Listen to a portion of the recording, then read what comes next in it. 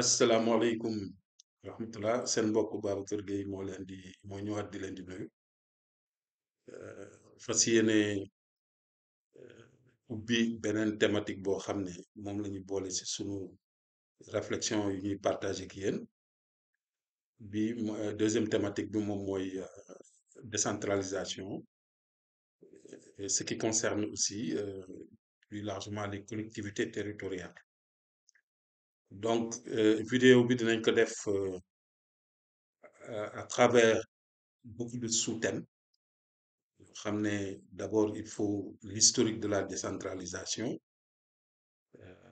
bu ñu décrire historique bi ba l'acte 3 de la décentralisation il y a d'autres aspects qu'on va aborder comme l'aménagement du territoire la fonction publique locale et d'autres thématiques extrêmement intéressantes qui nous permettra quand même d'avoir un aperçu sur la gestion des collectivités territoriales. Maintenant suñu kii bi dañ koy def travers les différentes réformes à commencer par exemple par la réforme de la première génération.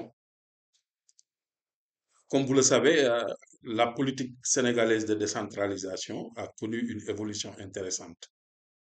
Donc je crois que nous faisons partie des pays en Afrique yu njëkk a expérimenté décentralisation depuis 1800 on dit depuis 1872 avec Gorée, Dakar et les autres communes comme Rufisque yooyu.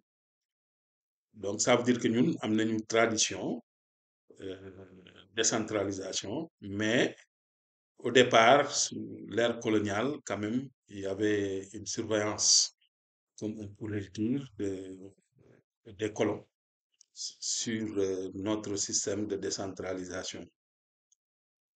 Alors c'est la raison pour laquelle on dit que l'État sénégalais a hérité de la France une machine technocratique fortement centralisée. Bon, à la limite, les gens disent que c'est une concentration des pouvoirs. Alors, loolu yomb naa comprendre parce que ce qui intéressait le colon, c'était tout simplement nos matières premières et comment prélever des impôts et comment mettre au pas les populations. Euh, la participation citoyenne ou bien la participation responsable ne les intéressait pas. En effet, le système colonial a édifié localement une administration générale autoritaire de type français. Donc, c'était calculé avec ce qui s'est passé en France, articulé autour du commandant de cercle. Même les termes qu'on utilise, par exemple, commandant de cercle, donc ça renvoie à la mise au pas des populations pour que nous obéir, nous mun a atteindre cet objectif. Donc, le commandant de cercle, c'était en fait une sorte de préfet. Actuellement, on parle de préfet.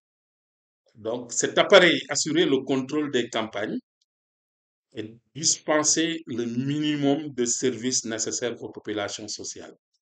Donc, pour vous dire que leur préoccupation, c'est pas en absolu le bien-être des populations, mais tout simplement, ils voulaient atteindre leurs objectifs en termes économiques et aussi peut-être atteindre les objectifs en socialisant la population. Mais ils sont tellement intelligents que cette administration s'appuyait sur un appareil d'origine traditionnelle qui avait été conservé et intégré afin d'entretenir le contact avec les populations. Par exemple, vous voulez pénétrer dans une localité, il était intéressant de préserver ce qu'on appelle les chefs de village, de quartier et de canton. Donc, nous donnons les relais au niveau des populations pour atteindre ces objectifs. Maintenant, il y a une loi importante qu'on doit souligner ou bien qu'on doit préciser, c'est la loi municipale du 18 janvier 1955 applicable dans l'ensemble des territoires français d'Afrique. Donc, on les a appliqués intégralement aux communes dites de plein exercice qui en sont jugées dignes et progressivement aux agglomérations moins avancées. Donc, décider des communes. Et c'est quand même cette loi de janvier 1955 qu'on appliquait à le territoire du Côte d'Ivoire toute la zone AF, cette loi-là était applicable. En 1960, les communes existantes accèdent au statut de commune de plein exercice. Les grandes étapes donc de la décentralisation au Sénégal sont marquées par une évolution progressive. Donc, le Sénégal, contrairement aux autres pays, comme on l'a dit, a adopté une évolution euh, progressive. Et ce qui est intéressant dans cette évolution, l'étape de la construction, c'est l'étape de la construction progressive du droit des collectivités territoriales. Cette construction progressive, c'est établie à travers plusieurs réformes donc, qui se sont succédées depuis l'indépendance du Sénégal. Les moments les plus importants dans cette volonté de mise en place des droits des collectivités territoriales, donc on peut les citer, c'est la réforme du 13 janvier 1960, les réformes introduites entre 1964 et 1972, les réformes de 1983 et de 1990, et enfin la grande réforme de 1996 qui a abouti à la mise en place quand même du code des collectivités territoriales. Donc, au moment de la colonisation, comme on l'a dit, le colon français voulait tout simplement mettre en place un système pour atteindre ses objectifs d'ordre économique et social. Donc, le bien-être de la population ne l'intéressait pas. Mais à l'indépendance, avec l'avènement euh, du premier régime, là, sous Senghor et Mamadou Dia, ce qu'ils voulaient quand même, c'est mettre en place une administration territoriale digne de son nom, pour pouvoir hein, entretenir la nation sénégalaise. C'est-à-dire qu'on était en phase de construction d'une nation. Donc, il faut, dans les territoires, quand même, une administration efficace qui puisse quand même répondre aux besoins des populations. Alors, la première étape, c'était la mise en place de l'organisation administrative locale en 1960. Et ça, d'après la première réforme des structures territoriales de l'administration d'État qui est réalisée et matérialisée par ce qu'on appelle la loi du 13 janvier 1960, complétée par la loi du 1er février 1960, ainsi que le décret du 20 décembre 1961. Voilà. Donc, c'est ce corpus de textes-là qu'ils ont mis en place. Cette loi crée 4 unités administratives. Donc, dans la structure administrative, dans cette mise en place, il y a la région. Autant en 1960, on avait 7 régions qui sont constituées, à savoir le Cap-Vert, Thiès, Diourbel, la région du fleuve, Sénégal oriental, Sine Saloum et la région de Casamance. Voilà.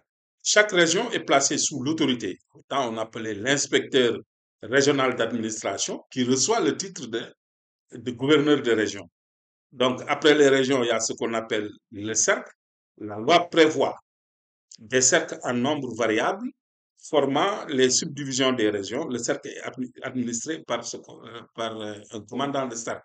Actuellement, son équivalent, c'est le département, et à la tête du département, c'est le préfet. On le verra après avec l'évolution des réformes. Après le cercle, il y a l'arrondissement. Les cercles sont subdivisés en arrondissements, administrés chacun par un chef d'arrondissement. La loi prévoit à son époque un maximum de 90 arrondissements pour l'ensemble du territoire. Donc, son équivalent, c'est avec les sous-préfectures, donc actuellement dans l'architecture de l'administration territoriale actuellement. Il y a en dernier lieu, échelon Boumoudi, donc à la base, c'est le village. Donc, selon l'article 15 de la loi du 13 janvier 1960, le village est défini comme la réunion de plusieurs familles. La réunion de plusieurs familles au carré en une seule agglomération.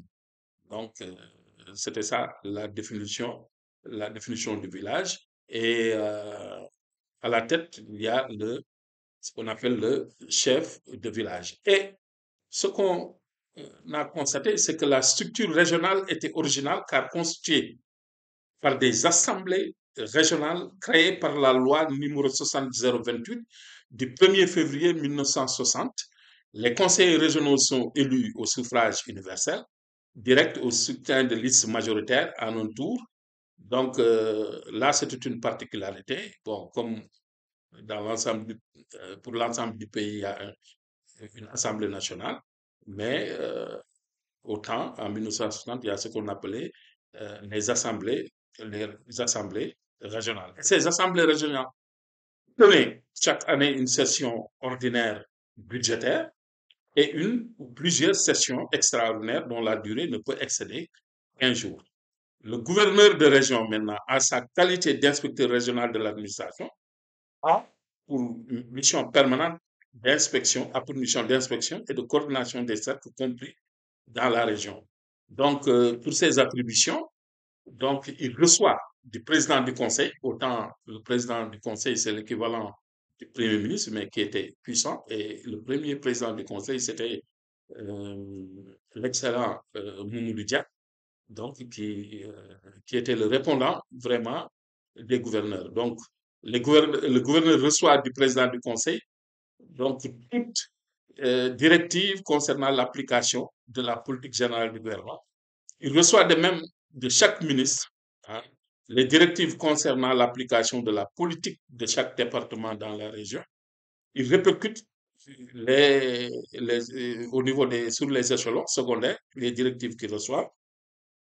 Et le gouverneur aussi est chargé de veiller à l'exécution des lois et règlements. Donc, euh, c'était ça son rôle. Vous avez aussi le commandant de cercle. Il est dépositaire dans sa circonscription des pouvoirs de la République. Il représente aussi chacun des ministres, donc le représentant des intérêts de l'État, l'autorité chargée de l'exécution des lois, exécute les lois, et il coordonne l'action administrative des services dans sa circonscription. Donc, vous verrez que ces attributions-là ressemblent tellement avec les attributions actuellement des préfets. Il y a aussi le chef d'arrondissement qui était chargé de veiller à la sécurité publique dans sa circonscription, de veiller à l'application des lois, des règlements, ainsi que des décisions des autorités supérieures, prêter assistance aux autorités administratives judiciaires, effectuer le référencement des populations. Donc, représenter le commandant du cercle auprès des centres d'expansion rurale, c'est les actuels CADL qu'on a au niveau des arrondissements. Alors, donc ça, c'est la première partie qu'on voudrait présenter. Dans la deuxième vidéo, on verra l'évolution maintenant de cette structure pour faire une harmonisation et permettre quand même à l'administration territoriale d'être beaucoup plus efficace. Merci beaucoup.